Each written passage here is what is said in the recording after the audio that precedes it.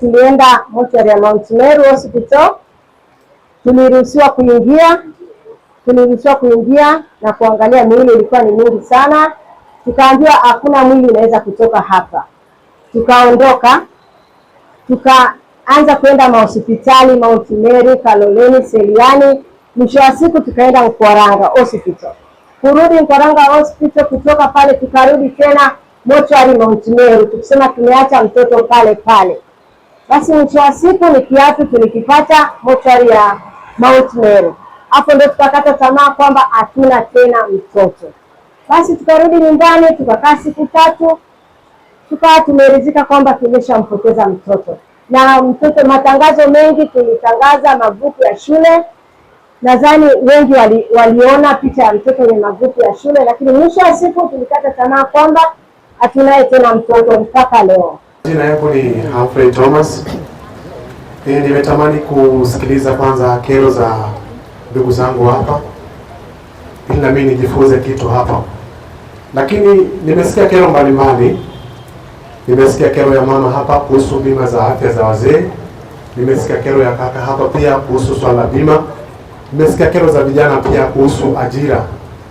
Lakini swala la kujiuliza sisi kama Watanzania ama wana Arusha ni kwamba, je, changamoto hizi ambazo zimezungumzwa hapa ndizo zilipelekea vijana kuandamana tarehe 29?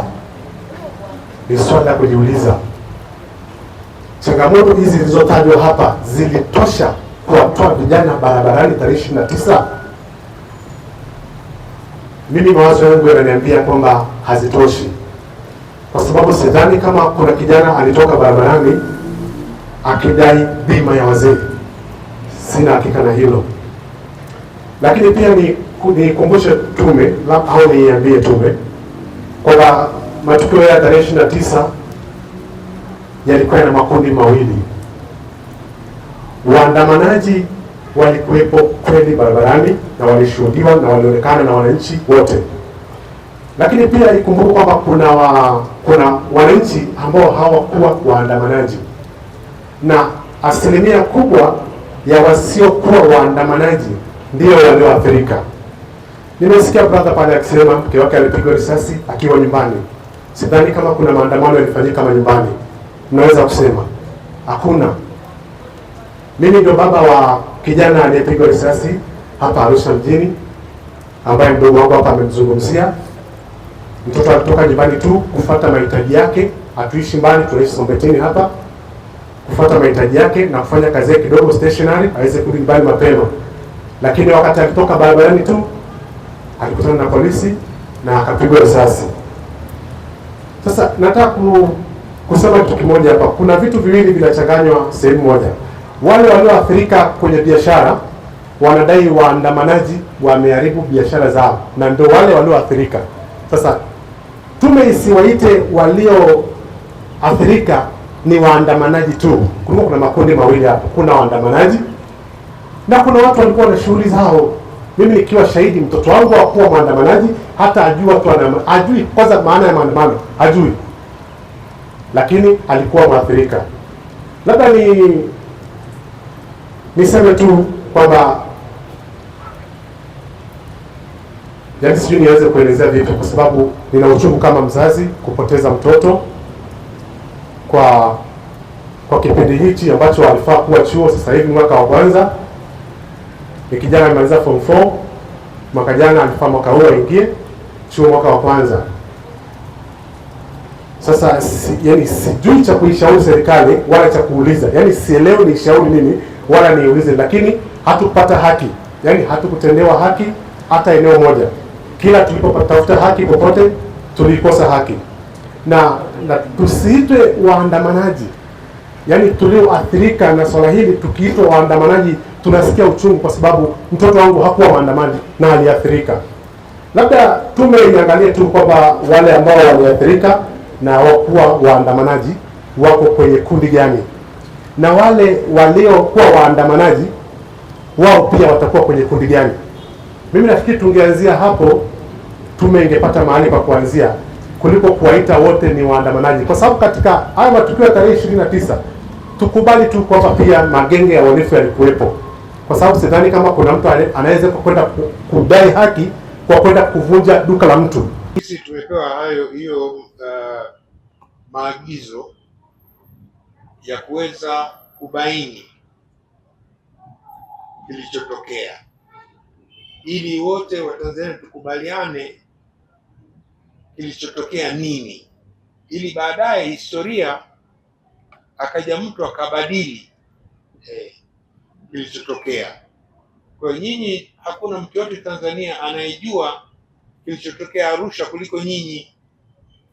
Asija akatokea mtu akasema Arusha kimetokea hichi, kumbe sicho. Ndio maana umuhimu wa sisi kuwa na nyinyi, mtueleze kimetokea nini. Lakini ukitueleza, sisi ni tume ya kisheria pia, utuambie ulioyaona au mwenyewe ulioyasikia, sio ya kuambiwa. Sio ya kuambiwa. Wewe mwenyewe ulishuhudia nini? Uliona nini? Ulipatwa na nini? Au ndugu yako alipatwa na nini na wewe ulikuwa pale ukamuona, ukamjua, ukamhudumia?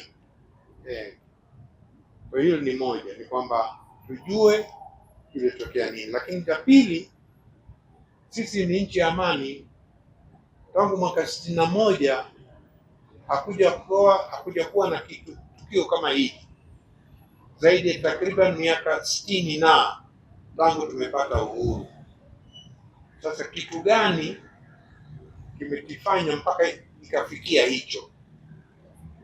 Lazima kuna kitu kimetupa joto, kimetufukuta mpaka tukafikia huko. Nini?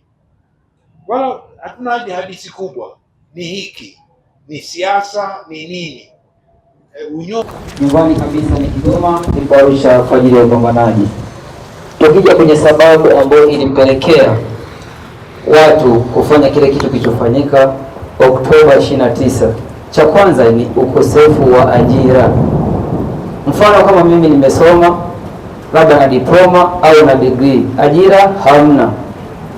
Baada ya hapo, mimi kama kijana sijapewa sapoti ya ajira, nikaamua kujikwamua mwenyewe. Nimeuza sambusa, nimepata mtaji, nimeanzisha biashara. Unakuja kwenye biashara, TRA haijalishi una mwaka mmoja, una miezi mitatu, wanataka kodi, wanahitaji kodi. Haya, unafika hapo. Tukiangalia mwanzo kabisa, wakati wa ule ukusanyaji wa taka, kile kiasi cha taka, zamani kwenye frame za biashara ilikuwa ni shilingi 3,000. Wakasema kwamba mafuta yamepanda bei, wakapandisha mpaka kwenye shilingi 5,000. Sasa jamani, ukiangalia kijana umepambana kutafuta mtaji mwenyewe, serikali haijakusupport kupata mtaji umeupata, umekuja umefungua frame, kodi ni nyingi, kuna TRA na kuna leseni. Lakini pia kwenye takataka, sisi kikubwa kama kijana ambaye naomba haya mabadiliko yaje yafanyiwe kazi, cha kwanza ni hela ya takataka irudi kwenye shilingi 3,000 au 2,000. Frame ziko ni nyingi, 5,500. Unatuambia mafuta yamepanda bei, sasa hivi mafuta yako nomo. Kwa nini bei sirudi kama zamani? Vijana wamepambana kujitafutia ajira zao binafsi, basi legezeni hata kodi. Kwa hiyo yangu ni hayo, naombeni serikali muangalie mikakati namna ya kusapoti vijana. Ajira ndio hatuwezi tukaajiriwa wote, lakini kwa wale ambao hawajapata ajira watengenezeni mikakati ambazo zinaweza zikawasaidia. Kwa majina anaitwa Mary Msofe, natokea kata ya Kimandolu. Mimi ni katibu wa baraza la wazee kata ya Kimandolu. Mimi sina mambo mengi, pamoja na kuona yaliyotokea, yaliyofanyika, yote hayo tumeyashuhudia, lakini nina ombi. Ombi ni kwamba mpaka sasa hivi sisi tumesimama, hatuna ofisi, hatuna mahali pa kufanyia masuala yetu, na tulikuwa zaidi tunashughulikia mambo ya bima. Wazee wamechoka, wazee wanaumwa, wazee wanalalamika kuhusu bima, inawatesa. Kwa hiyo mimi ni ombi pia kwa vijana wetu, wajukuu, watoto, ni ombi. Sawa, mnadai haki, lakini hebu jaribuni kuomba haki hiyo kwa utaratibu na kuwa na hofu ya Mungu. Tumtegemee sana Mungu zaidi kuliko mwanadamu. Amen? Amen. Naomba sana hilo tumeliona. Kwa hiyo mheshimiwa, mimi kama mama au bibi, ni ombi ikiwezekana turekebishiwe majengo. Hatuna ofisi, hatuna. Kwa mfano, nakumbuka kuna huyo binti aliyesema kuhusu swala la shule, walichoma mpaka mabango yote. Kwa hiyo hakuna jengo, liko wazi, hakuna kinachoendelea mpaka dakika hii. Tukihitaji huduma inabidi uhangaike, umtafute mtendaji yuko wapi. Mungu wangu, nitampata wapi? Anaonekana wapi? Ni shida na ni shughuli.